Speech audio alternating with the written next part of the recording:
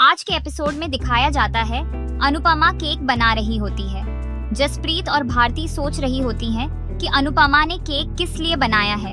भारती कहती है आज तो कुछ खास है, तभी तो कुकर में केक बनाया गया है। जसप्रीत कहती है मुझे लगता है आज इसके किसी अपने का जन्मदिन है।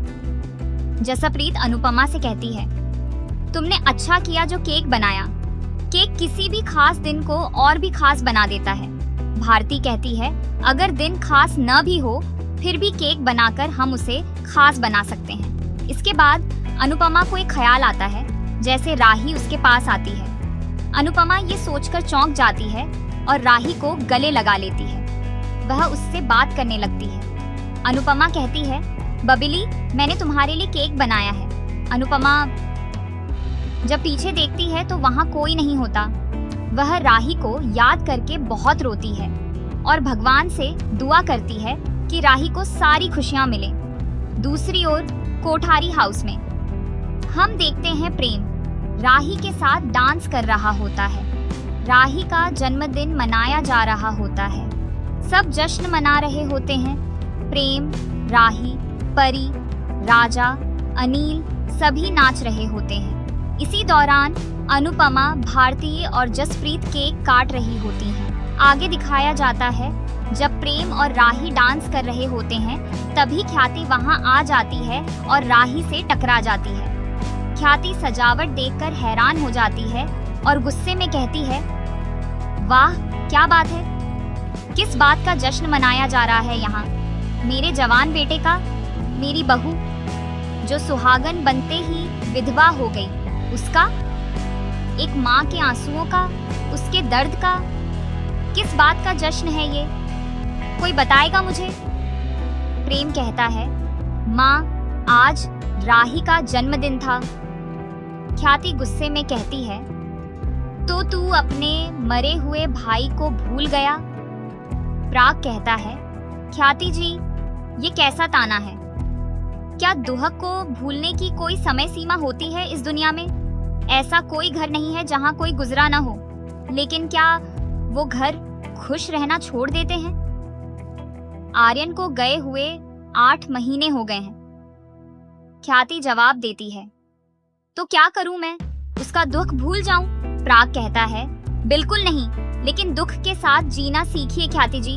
आगे ख्याति राही पर ताना मारती है आप सबको इसकी खुशी की पड़ी है, इसके जन्मदिन की पड़ी है। भूल गए कि इसकी माँ अनुपमा की वजह से मेरा बेटा मरा। इसके बाद ख्याति सारी सजावट बिगाड़ देती है। प्रेम और बाकी सभी लोग उसे रोकने की कोशिश करते हैं, लेकिन ख्याति किसी की नहीं सुनती। प्राग आगे कहता है इस लड़की की माँ ने जो किया उसकी सजा इसे क्यों दे रही हो? मैं भी अनुपमा को कभी नहीं भूल सकता। हर रोज कोशिश करता हूँ लेकिन नहीं भूल पाता।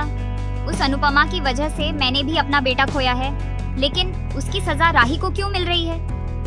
ख्याति जवाब देती है जिस भी घर में मौत होती है वहाँ 1 साल तक कोई त्योहार नहीं मनाया जाता, और यहाँ तो अभी 8 महीने भी नहीं हुए और जन्मदिन मनाया जा रहा है। फिर वह राही को स्वार्थी, सेल्फिश कहकर वहाँ से चली जाती है। बाकी सभी लोग भी वहाँ से चले जाते हैं। प्राग राही को चुप कराता है। फिर ख्याति अपने कमरे में आती है। प्रेम उसे पानी लाने जाता है।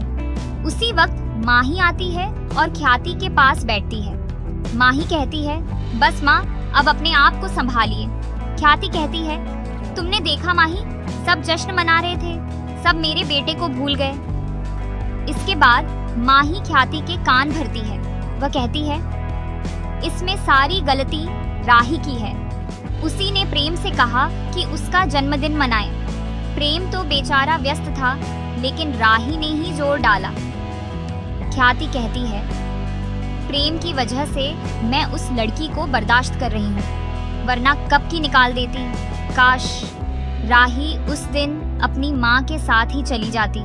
अगले सीन में राही टूटे हुए सजावट को देख रही होती है और रोते हुए कहती है इससे अच्छा होता कि मेरा जन्मदिन किसी को याद ही नहीं आता। फिर वह कहती है मम्मी, आपने मेरी जिंदगी बर्बाद कर दी। आपको अंदाजा भी नहीं कि आपने मेरे लिए क्या क्या किया है। सुबह का दृश्य, राही और बाकी सब सुबह की आरती कर रहे होते हैं। प्राग राही से कहता है, आरती करो। राही आरती करती है और फिर प्राग से आशीर्वाद लेती है। इसके बाद वह ख्याति से भी आशीर्वाद लेने जाती है। प्रेम ख्याति का हाथ राही के सिर पर रखता है और कहता है, आज के दिन राही को आशीर्वाद दीजिए माँ। प्रेम हाथ जोड़ता है। ख्याति मजबूरी में सही लेकिन राही को आशीर्वाद दे देती है। राही खुश हो जाती है। यह देखकर माँ ही जल जाती है। इसके बाद राही मीता, अनिल और बाकी सबसे मिलती है।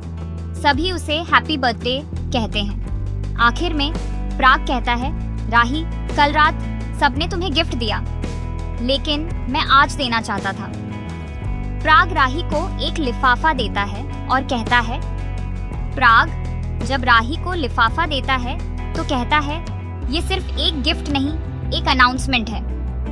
फिर वह राही को बताता है कि उन्होंने उसे एक डांस एकेडमी में दाखिला दिला दिया है और वह मुंबई जा रही है।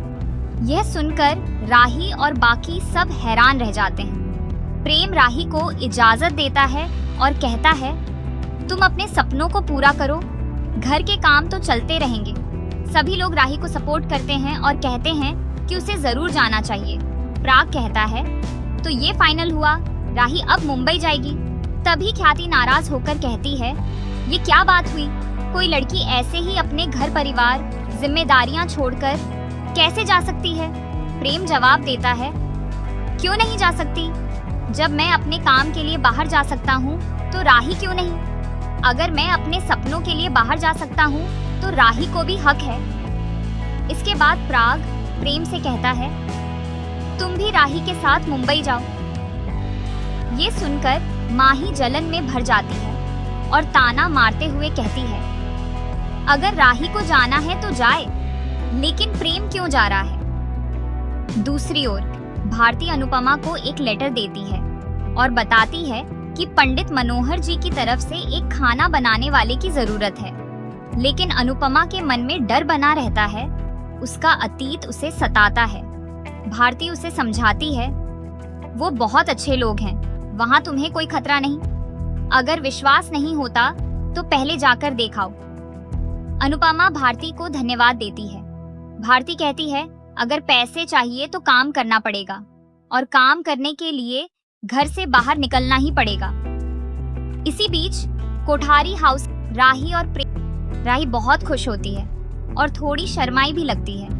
प्रेम उसकी नजर उतारता है और मन में सोचता है, लगता है राही का नया जन्म हुआ है। राही प्रेम से कहती है, मैं आज बहुत खुश हूँ। कल जब माँ नाराज हुई थी तो बहुत बुरा लगा था, लेकिन आज सब ठीक हो गया है। पापा ने मुझे मेरी जिंदगी का सबसे अच्छा तोहफा दिया है।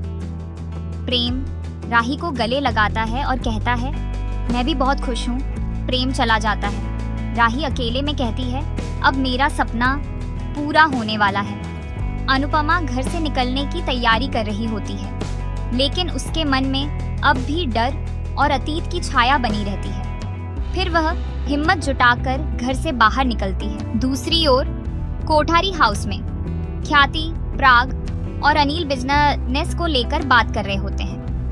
तभी मीता वहां आ जाती है और कहती है, भाभी पिछले 8 महीनों में आपने करोड़ों रुपए दान में उड़ा दिए हैं। ख्याति जवाब देती है, उड़ाए नहीं हैं, दान किए हैं, और वो भी आर्यन के नाम पर। किसी का भला करने से बड़ा कोई पुण्य नहीं होता। फिर ख्याति मीता पर तंज कसते हुए कहती है, उड़ाने की बात करें तो आपसे बेहतर कौन उड़ाता है? आपका ब्यूटी सैलून कितना घाटे में चल रहा है, सब पता है मुझे। मीता जवाब देती है, तो फिर ये भी पता होना चाहिए कि नए बिजनेस को सेट होने में समय लगता है। ख्याति गुस्से में कहती है, ये मेरे बेटे और पति की कमाई है, मैं चाहे दान करूं या खर्च, आपको इतनी तकलीफ क्यों हो रही है? मीता कहती है, क्योंकि उस कंपनी में मेरे पति भी काम करते हैं, उसमें उनके पसीने की कमाई भी शामिल है। ख्याति कहती है, मुझे अच्छे से पता है कि अनिल भाई कितना काम करते हैं। प्राग बीच में रोकने की कोशिश करता है, लेकिन ख्याति और मीता आपस में भिड़ जाती हैं। तभी पाखी वहां आती है। दूसरी ओर जैसे ही अनुपमा घर से बाहर निकलती है, सारे मोहल्ले वाले उसे देख लेते हैं। सरिता ताना मारती है, तेरे कारनामे सबके सामने आ गए हैं। बाकी औरतें भी कहती हैं, यहाँ शरीफ लोग रहते हैं, तेरे जैसी औरत यहाँ नहीं रह सकती, निकालो इसे यहाँ से, घटिया औरत। कोई भी अनुपमा की बात नहीं सुनता। सरिता सबको एक वीडियो दिखाती है और सब लोग और ज्यादा भड़क जाते हैं। अनुपमा डर कर अंदर भाग जाती है और फूट फूट कर रोने लगती है। आज का एपिसोड यहीं समाप्त होता है। अगले एपिसोड में क्या होगा? प्रेम और राही पंडित मनोहर जी से मिलने जाते हैं। अनुपमा भी पंडित जी के घर पहुंचती है, लेकिन वहां स्टाफ बताता है कि पंडित जी घर पर हैं, ऑफिस नहीं आए। प्रेम और राही पंडित जी के घर की ओर बढ़ते हैं। तभी प्रेम को कॉल आ जाती है और राही अकेले आगे बढ़ती है। राही अपने ख्यालों में खोई होती है, तभी उसकी टक्कर अनुपमा से हो जाती है। दोनों एक दूसरे को देखकर हैरान रह जाते हैं। तो दोस्तों, अगर आपको आज का एपिसोड अच्छा लगा हो तो कृपया लाइक करें, शेयर करें, सब्सक्राइब करें